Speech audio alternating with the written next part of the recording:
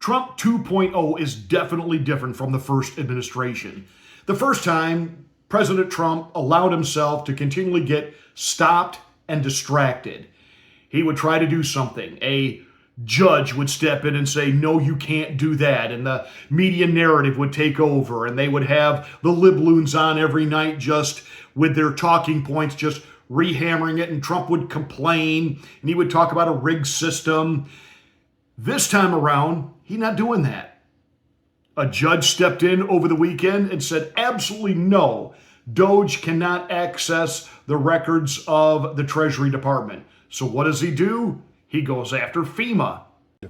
Good morning, and here at the White House, the DOGE effort continues, tens of millions of dollars at a time. The latest from Elon Musk, posted at 5:03 a.m., says the DOGE team just discovered that FEMA sent $59 million last week to luxury hotels in New York City to house illegal migrants. Sending this money violated the law and is in gross insubordination to the president's executive order. That money is meant for American disaster relief and instead is being spent on high-end hotels for illegals. A clawback demand will be made today to recoup those funds as President Trump gives a vote of confidence to the world's richest man.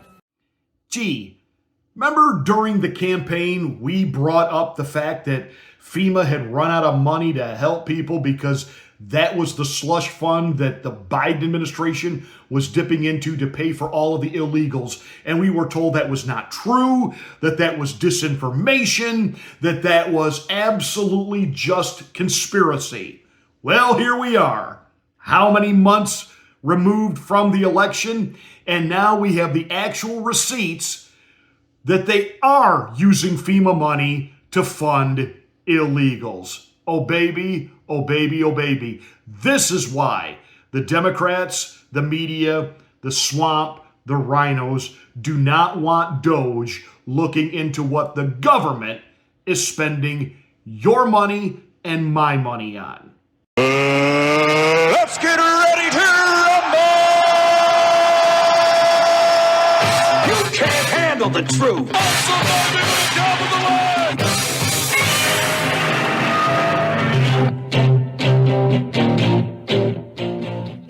Hi, I'm Pastor Marty. Welcome to the Afternoon Drive. Make sure that you are subscribed to the channel, and once you are, smack the bell, click the word all. That will give you notification of my rants, my ravings, my undeniably flawless reasonings. Please like and share this video. It's the only way that we can get the word out that we're here. Thank you so much for watching and being a part of the Afternoon Drive. Well, over the past couple of days, what the Democrats have tried to do is build this narrative with the help of their cohorts and the propaganda machine known as the mainstream media that, here we go again, Trump is the existential threat now to the Constitution. And they're really shooting at, of course, Elon Musk. He doesn't have the right to have access to these records. They're trying to scare the American voter that he's got access to your Social Security accounts and all of your personal information and your medical information, and he's using all of this to somehow ingratiate and enrich his own companies, and this is how a dictator operates. He just starts sweeping away all of the institutions that we, the Congress, put into place, and we, the Congress, fund and give authorization to. Who does this guy think he is? The president. And he came into office with a mandate. And you watched the meltdown on Sunday on CNN when they found out from a CBS poll over the weekend that nearly 60% of the country absolutely approves of what Donald Trump is doing, despite all the antics from the Democrats. You know, we will win. Yeah, way to go, Chuck E. Cheese Schumer. That was one of the biggest cringe moments of the week. You know, standing out there in front of USAID. Don't call it USAID. That's a misnomer. They want you to say that because they want to somehow instill in your mind that by Trump shutting down USAID, that millions of children around the planet will starve. They don't want to talk about the corruption that's been uncovered. They don't want to talk about the millions and millions and millions and millions of dollars that go to all types of things that have absolutely nothing to do with aiding anyone. When that entity was created, it was initially created to be under the Secretary of State. Right now, they're under no one. They do what they want, and they refuse to ever provide any type of accounting to Congress. Well, not only has Donald Trump constitutionally placed it back under the State Department, which is what Congress put it together for, he put it back under Marco Rubio. Marco Rubio welcomed what DOGE did. He's going to whittle the thing down to about 300 employees. You can't do that. You can't do that. Well, Trump went ahead and did it anyway. We're now even seeing that the building has been shut down. The name of the entity, USAID, has been taken off of the buildings. It is completely shut down. And this is Trump 2.0. I'm going to do what I'm going to do. You try to stop me. Love it. Love it. Love it. Goes to the Super Bowl. He gets cheered. And Taylor Swift gets booed. Now, this is not new. They're trying to make it sound like that Donald Trump is doing something that has never been done before. Bill Clinton. Nobody in their first term of office and very quickly fired more federal workers at the bureaucratic level than Bill Clinton. And he did it under the guise who was going to cut the budget of the government. What he really did was he started farming things out to independent contractors that he picked, that he liked, that I'm sure gave kickbacks to the Clinton Foundation, which of course was Bill and Hillary's personal little ATM machine. Oh, by the way, USAID and with Haitian money did the same thing to the Clinton Foundation. See, and DOGE is uncovering all of this. And to say it's unconstitutional, what's unconstitutional is what they've done with our money. That's what's unconstitutional. And what Elon Musk is doing is uncovering and exposing the corruption.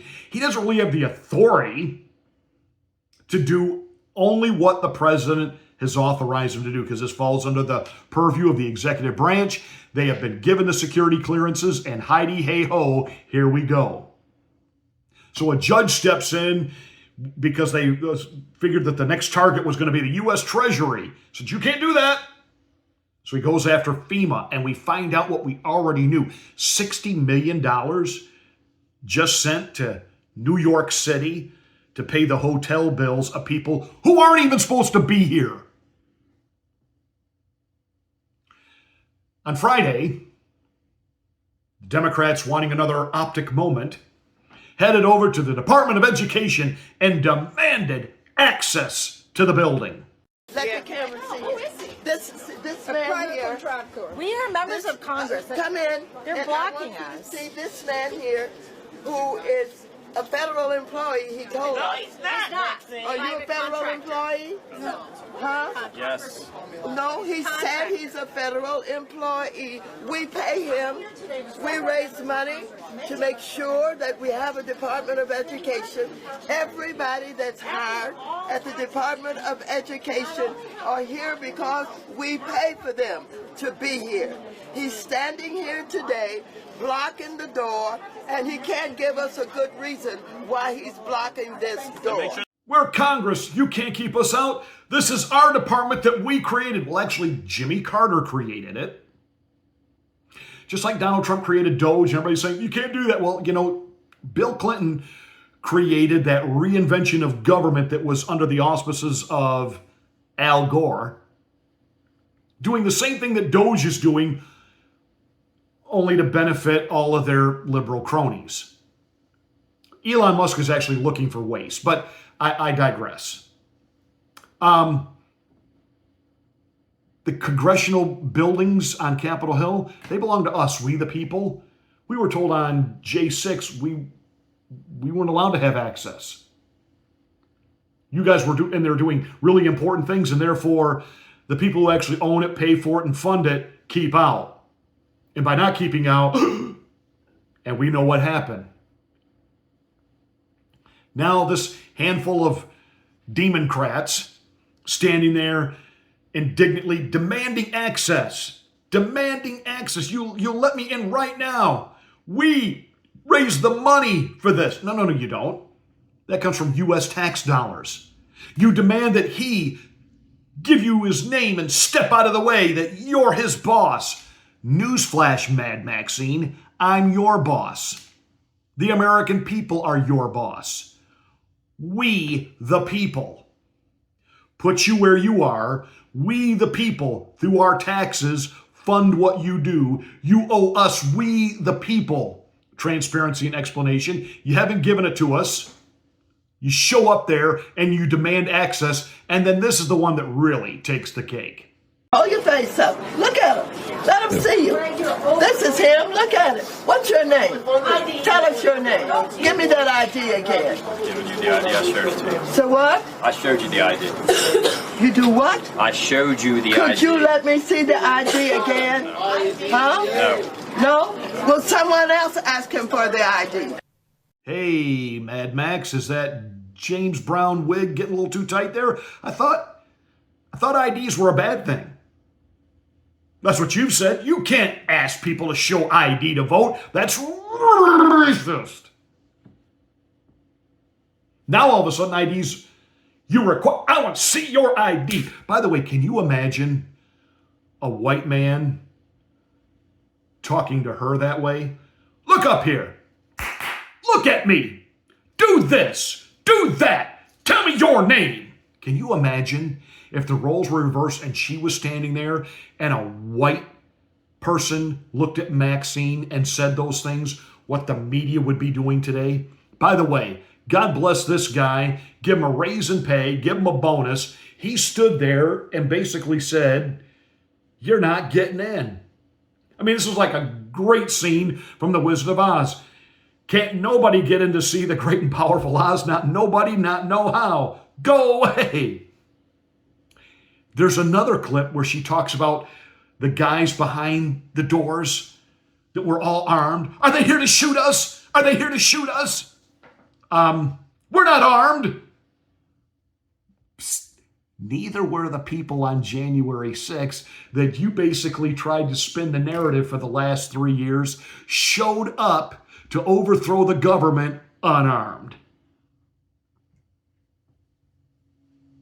And somebody did get shot and killed that day. An unarmed Trump supporter. Not a police officer. The police officers were too busy in on it with the FBI plants letting people into the building. Handshaking and shucking and jiving. Not a good look for the Democrats, because what Trump is doing this time around, and he's so absolutely he's just overwhelming them. Just like he made the election cycle too big to rig, he is just overwhelming them. It reminds me of exactly what the Philadelphia Eagles did to the Kansas City Chiefs last night. The defense was so overwhelming, Patrick Mahomes didn't know what hit him. What did he get sacked? Was it 5 times or 7 times? I lost count. He just never could get into his rhythm. And, the final score was like 40-20. Yeah, you do understand that those 20 points were basically gimme points by Philly. They already had the game so won. There was no point in any of their defensive players actually having to go all out at that point and get hurt. You know, there's like 8 minutes left in the game. You know what? We'll let you have a couple touchdowns because we've got the crown. We've got the ring. We've got the trophy. We got the championship. They just absolutely overwhelmed Kansas City, and they didn't get the usual help, from the guys in the stripes with the whistles. They didn't get the usual help, and now they don't know what to do. And they lost. Just like the Democrats are right now. They're not getting their usual help that they get. The talking points aren't sticking. They aren't working with people because people have basically now ignored the mainstream media. And the bottom line is that the people are demanding and they want, and this is why they overwhelmingly approve of what Donald Trump is doing right now and what Elon Musk is doing right now, despite the fact they keep trying to drive a wedge between them. Those two guys have decided we're not gonna take the bait and fall for the narrative and respond. We're just gonna keep doing this. They're overwhelming the zone. They can't keep up. I mean, We're going to make Canada 51st state. We're going to buy Greenland. We're going to buy the Gaza Strip. We're going to take over the Panama Canal. We're going to do this. We're going to do that. And the whole time, Elon Musk is doing what he's doing, and there's more coming. And Vice President J.D. Vance said, buckle up and hang on, because this is what Donald Trump is going to do every day for the next 4 years. I love Trump 2.0.